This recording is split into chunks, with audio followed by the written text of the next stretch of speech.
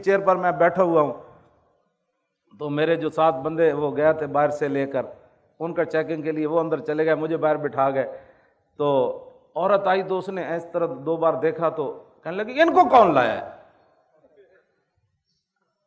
تو وہ کہنے لگے ہم لائے۔ انہوں نے کہا تمہیں اور بندہ کوئی نہیں نظر آیا؟ ایسے وہ گرم ہوئی، قریب تھا کہ ان کا گریبان کو پکڑ لیتی۔ تو میں نے کہا بچی بیٹی یہ تو میں حضور کی ناموس کے لیے آیا ہوں یہاں۔ تو میں نے پولیس والوں کو کہا، میں نے کہا جلدی مجھے اندر لے جاؤ ورنہ یہ عورت تمہیں مارے گی۔ اب سمجھ آ جائے نا تو پولیس کی وردی پہنے ہوئے بھی سمجھ آ جاتی ہے۔ کیوں جی؟ مجھ سے ایک لفظ بھی نہ پڑھا ہو تو پھر بھی سمجھ آ جاتی ہے، اور سمجھ نہ آئے تو دورہ حدیث تک پڑھنے کے بعد بھی استاد سمجھ نہیں آتی۔ یہ تو اپنی اپنی قسمت کی بات ہے نا جناب۔ ہمارے پاس تو کوئی تھرمامیٹر وہ اب اس عورت کا میں جب بھی میں دعا کرتا ہوں تو اس کے لیے میں ضرور کرتا ہوں کہ میں تو اس کو جانتا ہی نہیں تھا، لیکن وہ میری خاطر پولیس کی وردی پہن کر پولیس والوں سے الجھ پڑی کہ آپ کو بندہ ہی اور کوئی نہیں ملا، ان کو کیوں آپ کیوں لائے ہو، ان کو کیوں لائے ہو؟ میں نے کہا مجھے اندر بھیجو، یہ لڑکی تمہیں مارے گی۔ آپ پولیس والے فوراً مجھے اندر لے گئے۔ تو سمجھ آنے میں تو 1 منٹ بھی بندہ آ جاتا ہے، ورنہ میری اتنی لمبی تقریریں کرنے کے بعد بھی بندہ کہے اے لگے ہوئے سن بادشاہ۔ تو اچھا ہوا میں جیلوں میں گیا، گھسیٹا گیا۔ ان کو پتہ ہے کہ جب ظالم اپنے ظلم پر اتر آتا ہے نا، ظالم ظالم ہی ہوتا ہے۔ ہاں جی، وہ تاریخ طبری میں امام علی مقام کا خطبہ موجود ہے، آپ محرم میں وہ پورا پڑھ کے سنائیں کہ امام علی مقام کیوں آئے۔ تو جب آدمی ظلم پر آتا ہے نا تو امام علی مقام نے ان کو فرمایا جانتے ہو میں حسین ابن علی ہوں؟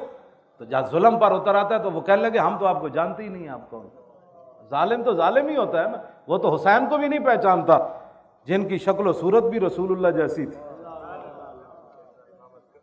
ہاں جی، نہیں کرتے، ہاں ظالم ظالم ہی ہوتے۔ تو وہ اچھا ہوا مجھے میرے ساتھ جیلوں میں ظلم ہوا، پھر میرے گھر برباد کیا، پھر گھر سے مجھے گھسیٹا، پھر اٹھا کر مجھے گاڑی میں پھینکا جیسے بوری پھینکی جاتی ہے۔ تو پھر یہ تو شکر کرے خدا کا، اگر یہ ہمارے ساتھ ظلم نہ ہوتے تو یہ تاریخ آگے کیسے بڑھتی؟ تو پھر اللہ تعالیٰ ان اللہ مع الصابرین نہیں ہے، ہم روئے نہیں نا۔ تو وَلَنَبْلُوَنَّكُمْ یہ آیت ہمارے لیے اتری ہے نا، کم سے مراد آپ اور میں ہی تو ہے، اسے ٹرمپ مراد تھوڑا ہے، اسے مودی تھوڑا مراد ہے۔ وَلَنَبْلُوَنَّكُمْ سے کم سے کون مراد ہے؟ آپ اور میں۔ وَلَنَبْلُوَنَّكُمْ بِشَيْءٍ مِّنَ الْخَوْفِ وَالْجُوعِ وَنَقْصٍ مِّنَ الْأَمْوَالِ وَالْأَنفُسِ وَالثَّمَرَاتِ، ان ساری چیزوں کی آزمائش آپ سے بھی ہونی ہے اور مجھ سے بھی ہونی ہے۔ جب یہ آزمائش ہو جائے گی تو پھر آگے کیا ہوگا؟ وَبَشِّرِ الصَّابِرِينَ الَّذِينَ إِذَا أَصَابَتْهُمْ مُصِيبَةٌ قَالُوا إِنَّا لِلَّهِ وَإِنَّا إِلَيْهِ راجعون۔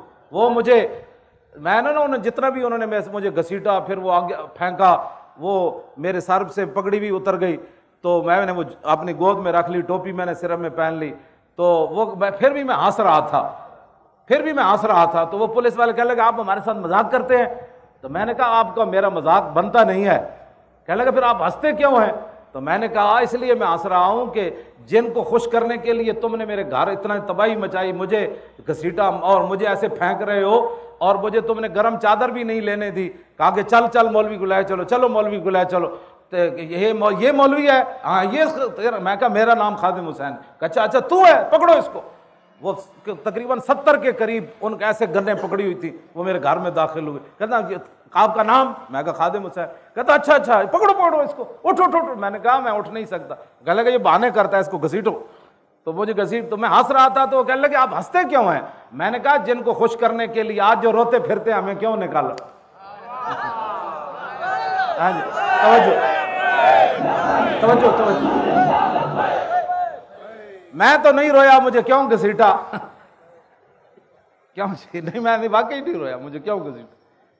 اس لیے میں نے ان کو کہا کہ جن کو خوش کرنے کے لیے تم نے یہ ظلم کیا ہے نا، وہ تمہیں دیکھ نہیں رہے، وہ تو اپنے گھروں میں سوئے ہوئے ہیں، لیکن جن کی خاطر میں گھسیٹا گیا وہ مجھے دیکھ رہے ہیں۔